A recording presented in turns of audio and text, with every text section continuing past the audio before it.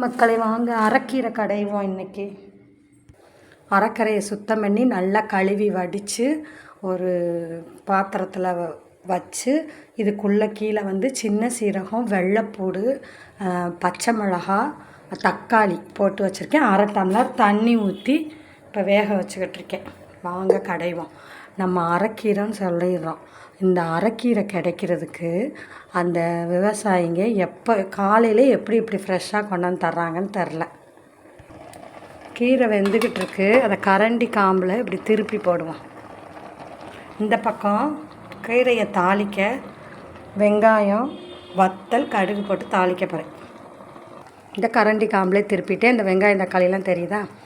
இவ்வளவு காலையிலேயே இவ்வளோ ஃப்ரெஷ்ஷாக எப்படி இந்த கீரை கிடைக்குதுன்னு நம்ம என்னைக்காவது யோசித்துருக்கோமா?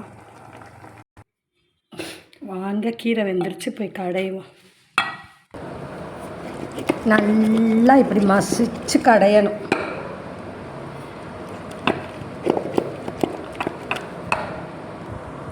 வாங்க நல்லா கடைஞ்சாச்சு.